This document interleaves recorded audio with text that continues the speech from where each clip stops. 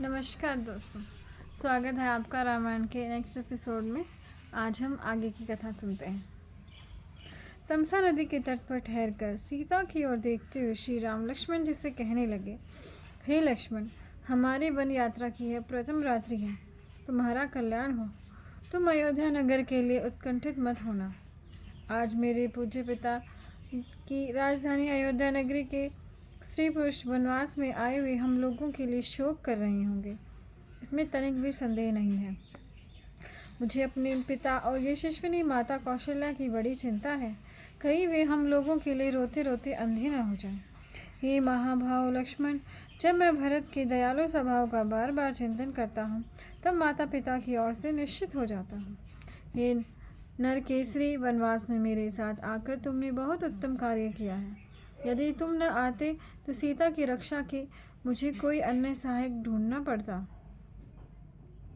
हे लक्ष्मण, यद्यपि वन में अनेक प्रकार के कंदमूल फल विद्यमान हैं, तथापि मेरी इच्छा है कि आज की रात्रि केवल जल पीकर व्यतीत की जाए।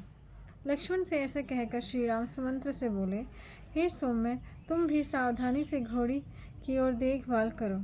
सूर्यास्त होने पर सुमंत्र ने घोड़ों को बांध दिया और उन्हें यथेष्ट घास आदि डालकर अन्य कार्यों में लग गए।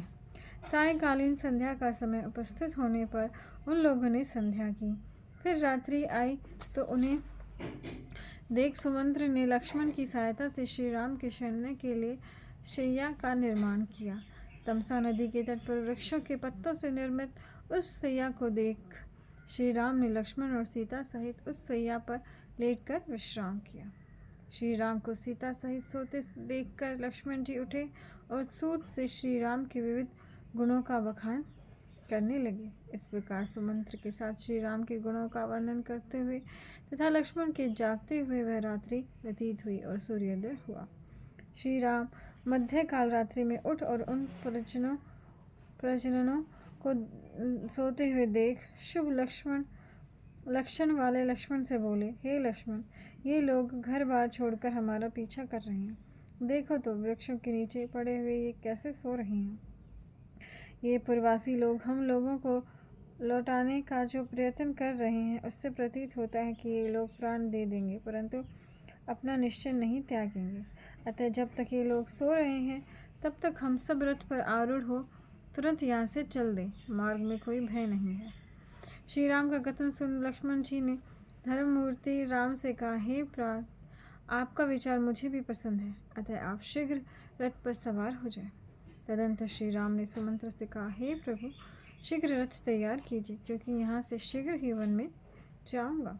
श्री राम की आज्ञा पर सुमंत्र उत्तम घोड़ों को रथ में जोत कर ले आए और हाथ जोड़कर निवेदन किया, हे रथियों में श्रेष्ठ रथ तैयार है।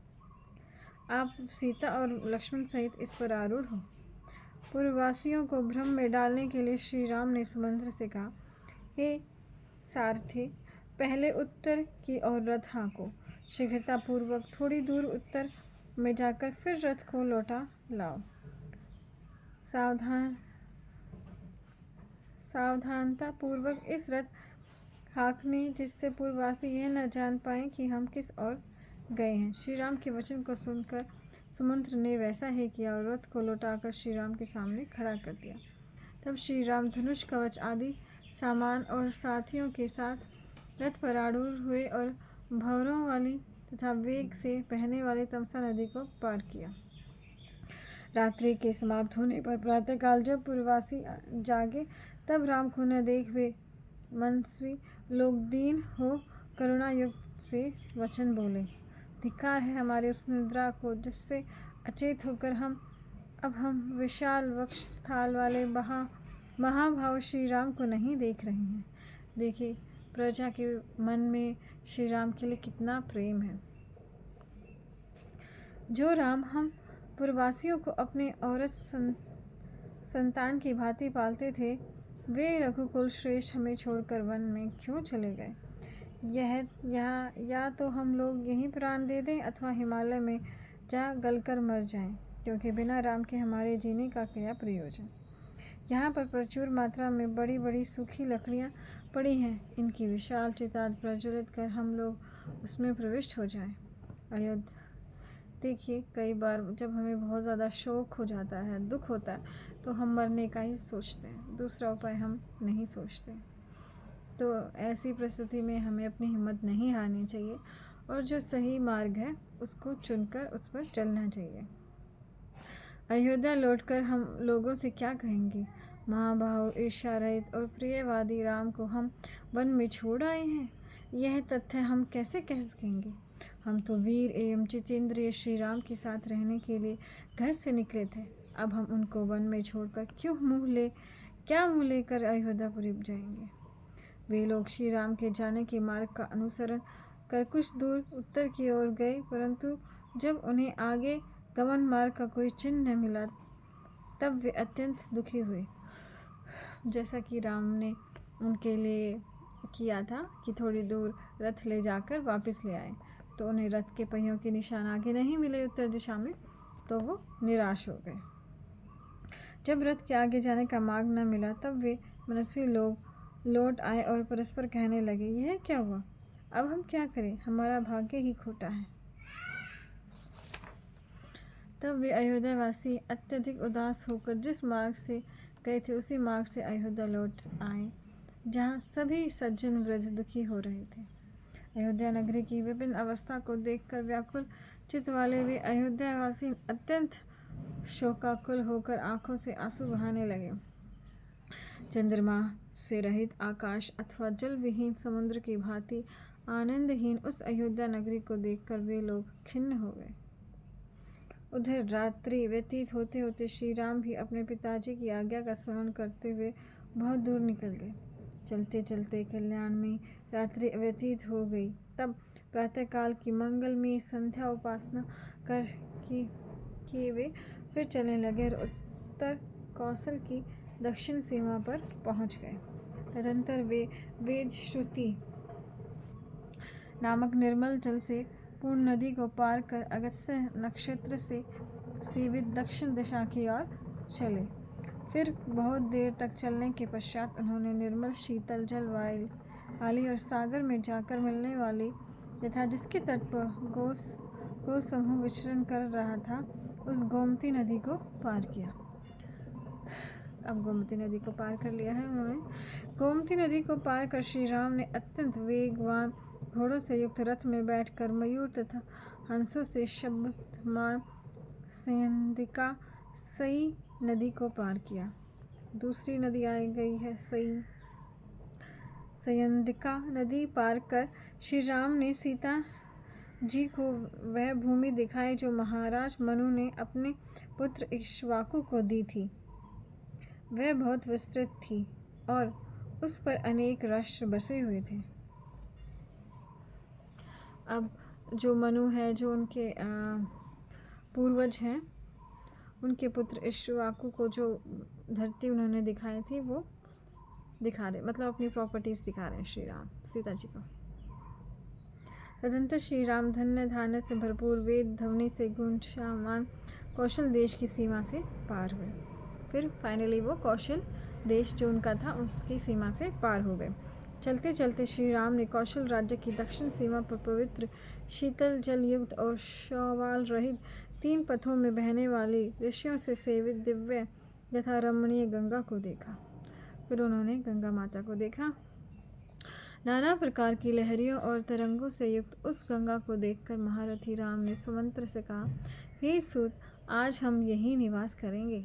श्री राम के ये वचन सुन लक्ष्मण और सुमंत्र ने कहा, बहुत अच्छा, और वे रथ को इंगुंदी के वृक्ष के पास ले गए।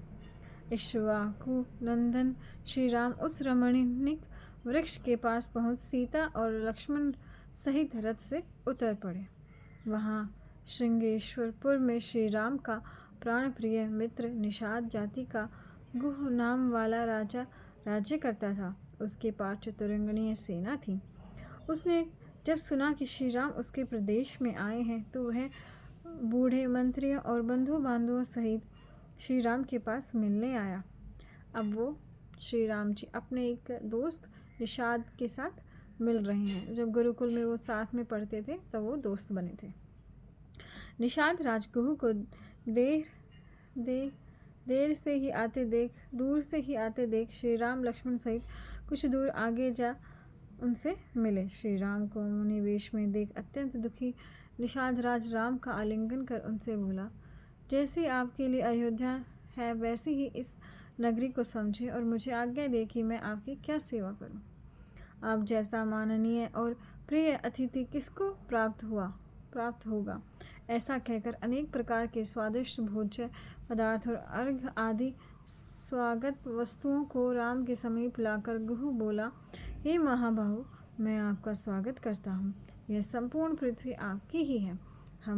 आप हमारे स्वामी और हम आपके सेवक हैं। आप इस संपूर्ण राज्य पर शासन कीजिए। हे भक्ष्य भोज्य पेय और लेह चटनी आदि पदार्थ खाने के लिए तथा सोने के लिए उत्तम बिछौने और घोड़ों के लिए घास एवं दाना भी उपस्थित है। घू के ऐसा कहने पर श्री राम ने कहा, आपने मेरे पास पैदल आकर जो इतना स्नेह प्रदर्शित किया है उससे मेरा आदर सम्मान हो गया है।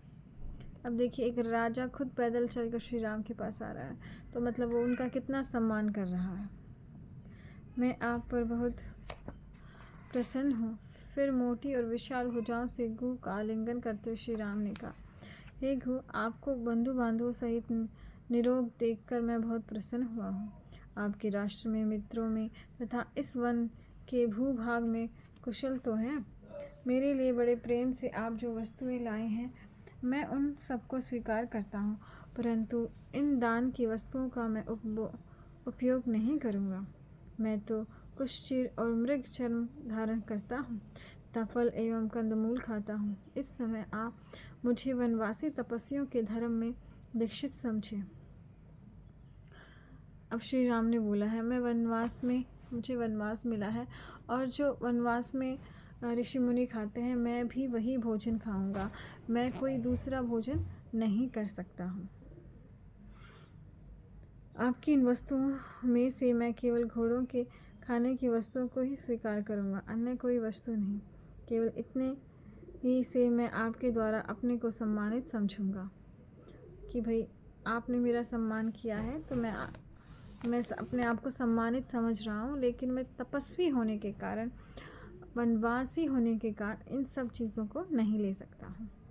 यह सुन घू ने अपने नौकरों को आज्ञा दी कि घोड़ों के खाने पीने की संपूर्ण वस्तुएं इन्हें तुरंत प्रदान करो। तदंतर वक्कल का दुपट्टा ओढ़े हुए श्री राम ने सायंकाल की संध्या समाप्त की। हमारे धर्म में सुबह और शाम संध्या का जो है आचरण किया जाता है, संध्या की जाती है। तो श्री राम जी भी सुबह शाम दोनों टाइम संध्या अपनी कर रहे हैं, चाहे वो वनवासी थे या फिर वो राज्य में राज कर रहे थे। उस दिन लक्ष्मण जी द्वारा लाए गए जल को ही उन्होंने भोजन के रूप में स्वीकार किया। जब श्री राम और सीता इंगुदी के वृक्ष के नीचे भूमि पर लेट गए तब लक्ष्मण ने जल लाकर दोनों के पैर धोए और वहीं वृक्ष के समीप बैठ गए। निषाद राज को सुमंत्र और लक्ष्मण के साथ करता हुआ धनुष बाण लेकर राम की रक्षा में तत्पर रात्रि भर जागता रहा। अब देखिए, कोई राजा रात को उनकी रक्षा के लिए बातें करता हुआ जाग रहा है। इससे पता चलता है कि एक मित्र कितना अपने दूसरे मित्र के लिए कर सकता है। तो हमें रामायण से कितनी अच्छी मित्रता का पता चल रहा है।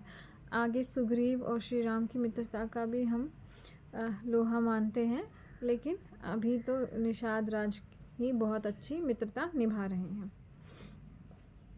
लक्ष्मण से जो भाई की रखवाली करते हुए बड़ी सावधानी से जाग रहे थे, घू संतप्त होकर बोला, हे लक्ष्मण, तुम्हारे सोने के लिए यह शैया तैयार है। हे राजकुमार, आप इस पर सुखपूर्वक विश्राम करें। मैं हर प्रकार के क्लेश सहने का अभ्यासी हूँ और आपका जीवन सुख में व्यतीत हुआ है, अतः आप सो जाएं। हम लोग श्री राम की रक्षा के लिए रात भर जागेंगे।